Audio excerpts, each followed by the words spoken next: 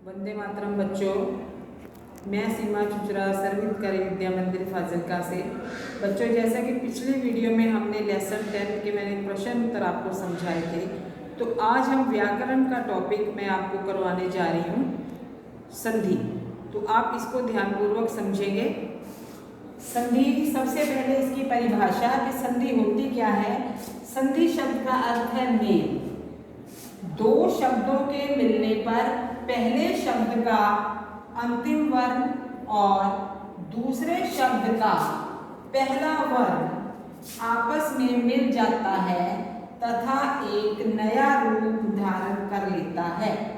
ध्वनियों के इस मेल के कारण हुए विकार, विकार का अर्थ होता है परिवर्तन, के ध्वनियों के इस मेल के कारण जो परिवर्तन आता है उस मेल को व्याकरण में संधि कहते हैं। अब इसकी उदाहरण आप देखेंगे, मैं आपको उदाहरण देकर इसको समझाती हूँ। जैसे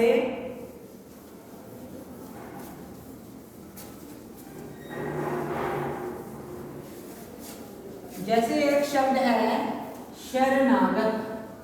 अब शब्द हमें बताया गया है शरणागत, शरणागत। अब इसमें ये बना है शरण प्लस आगत। अब हमने ये देखा कि संधि पहले शब्द का अंतिम वर्ण और दूसरे शब्द का पहला वर्ण, इसमें शरण न, जब बच्चों हम बोलते हैं तो न के पीछे अ की आवाज आती है और इधर ये आ गया आ, तो दोनों में जो परिवर्तन आ गया वो बड़े आ में परिवर्तित हो गया। शब्द हमारे पास बन गया शरणागत। इसी प्रकार एक और शब्द अगर हम ये देखें कि जैसे एक शब्द है सज्जन। अब ये जो सज्जन शब्द है ये बना है सत प्लस जन शब्द को मिलाने से। हम ये देखते हैं कि शब्द के अंत में ये त और ज मिलने से ये इस प्रकार से ज में बदल गया, तो ये शब्द हमारे पास बन गया सज्जन। यहाँ पर दो व्यंजनों में त और ज, दो व्यंजनों में संधि हुई है। तो बच्चों, इसके बाद मैं आपको ये संधि क्या है कि दो स्वरों के मेल से, दो वर्णों के मेल से जो विकार आता है और नया रूप धारण कर लेता है उसको हम कहते हैं संधि। तो संधि, अब इसके बाद है कि संधि तीन प्रकार की होती है। संधि तीन प्रकार की होती है।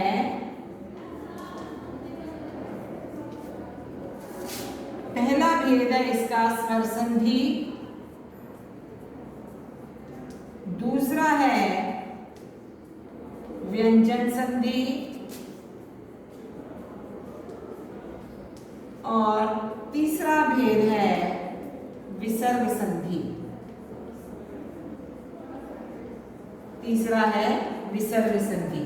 संधि तीन प्रकार की है, पहला स्वर संधि, दूसरा व्यंजन संधि और तीसरा है विसर्ग संधि। तो बच्चों, ये हमारे सिलेबस में हमने जो करना है, हमारे सिलेबस में हमने सिर्फ और सिर्फ स्वर संधि समझनी है कि हमारे सिलेबस में हमने स्वर संधि करनी है। अब स्वर संधि के आगे भेद हैं इसके उपभेद। स्वर संधि के उपभेद, स्वर संधि के उपभेद हैं। 5 प्रकार की स्वर संधि है। पहली है दीर्घ संधि। इसका जो पहला उपभेद है वो है दीर्घ संधि। दूसरा है गुण संधि।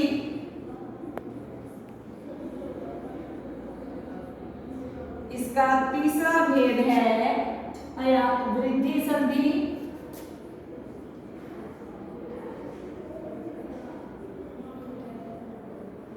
वृद्धि संधि और चौथे नंबर पे आता है इसका भेद यन संधि। इसका पांचवा प्रकार है अयादी संधि। संधि, स्वर संधि हमारे सिलेबस में है। स्वर संधि के उपभेद हैं 5, जिसमें पहला है दीर्घ संधि, दूसरा गुण संधि, तीसरा वृद्धि संधि, यन संधि और अयादी संधि। तो बच्चों ये एक एक करके हम ये भेद अभी करेंगे और आज मैं आपको इसमें समझा रही हूँ दीर्घ संधि। सबसे पहले हम ये करेंगे दीर्घ संधि।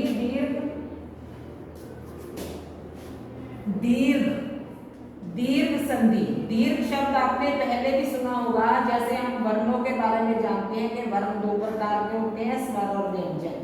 उसके बाद आता है दीर्घ और ह्रस्व।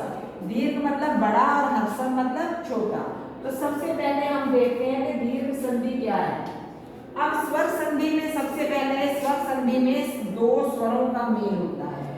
2 स्वरों का मेल, 2 स्वरों के मेल से जो परिवर्तन आता है वो होती है स्वर संधि।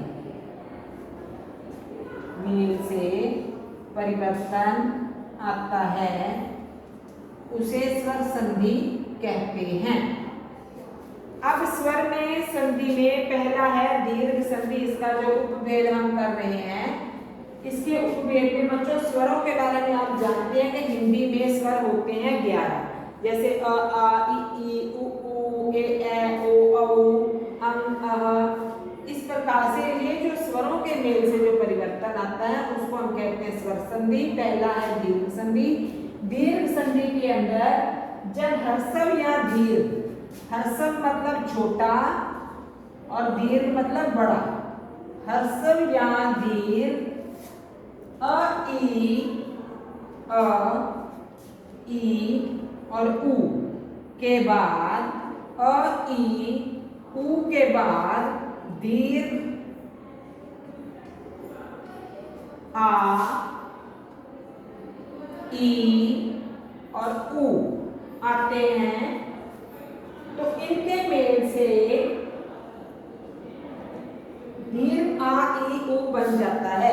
इसमें अब देखो, चाहे अ ई उ के बाद ह्रस्व स्वर आ जाए या दोनों तरफ बड़ा स्वर आ जाए या दोनों ओर छोटा आ जाए, परिवर्तन में क्या होगा कि दोनों मिल करके दीर्घ स्वर में बदल जाएंगे, बड़े स्वर में ही परिवर्तित हो जाएंगे। स्वरों के इस मेल के कारण हुए परिवर्तन को दीर्घ संधि कहा जाता है। अब देखो, इसका मैं उदाहरण आपको बताती हूँ। दीर्घ संधि का उदाहरण कि दीर्घ संधि जो 2 स्वरों के मेल से बनती है। इसमें देखो, पहला एक शब्द है दीर्घ संधि में दीर्घ भाव अर्थ। अब बच्चों आप ये ध्यान दो कि भाव वह जब हम बोलते हैं पीछे स्वर है अ और दूसरे शब्द का पहला स्वर है अ, दोनों ओर ह्रस्व अ है। तो जब हम इसको परिवर्तन करेंगे इसका, तो ये बन जाएगा भावार्थ। यहाँ पर ये दीर्घ आ में परिवर्तित हो गया, दीर्घ आ। इसी प्रकार इसके और कुछ उदाहरण देखिए। अब जैसे एक शब्द है महाआशय। अब इसमें आप ये देखिए कि दोनों ओर इधर भी दीर्घ है महा, यहाँ भी दीर्घ आ है, तो ये जो बन गया हमारे पास महाशय। इसी प्रकार आ के बाद उ। अब जैसे हम ये देखते हैं एक शब्द वधू, उत्सव। वधू में उ और ये ह्रस्व उ, जब हम इसको संधि करेंगे तो ये बन जाएगा वधूत्सव, दीर्घ उ में परिवर्तित हो गया। इसके बाद बच्चों ऐसे ही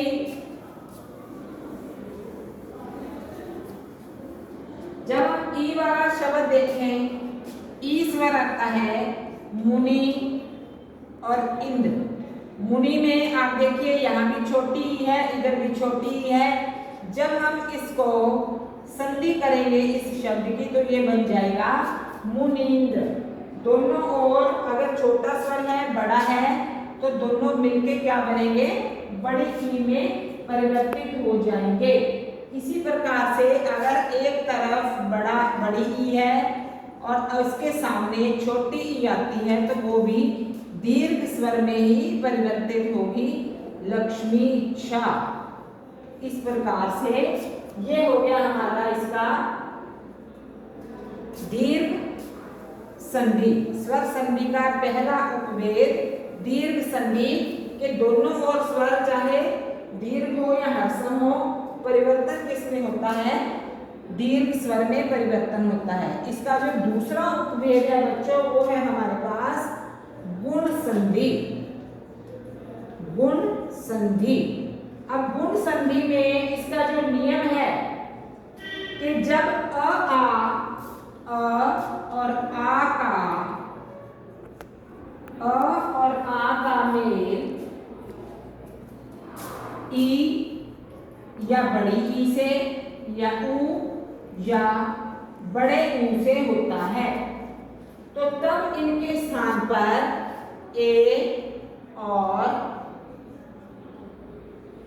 ओ हो जाता है। इसके अंदर उदाहरण देकर मैं आपको समझाती हूं कि अगर पहले शब्द का अंतिम स्वर, जैसे अब देखिए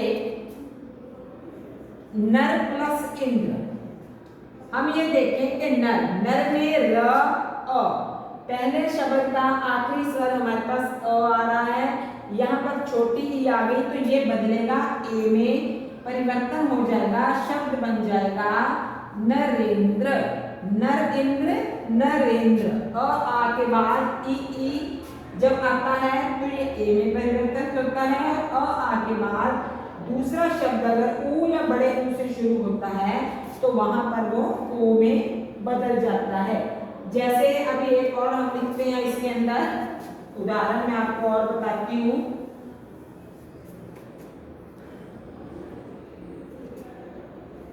जैसे अब एक शब्द है मैं लिख रही हूं सूर्य। सूर्य उदय। अब सूर्य और उदय तो ये ओ में बदलेगा तो ये बन जाएगा सूर्योदय। अ या आ के बाद ई बड़ी ई तो वो बदलता है ए में, और अ या आ के बाद अगर ऊ या बड़ा ऊ आता है तो वो परिवर्तन हो जाता है ओ में। जैसे एक शब्द और देखिए इसका पर उपकार। अब पर र अ के सामने क्या आ गया ऊ तो ये बदलेगा ओ में, ये बन गया परोपकार।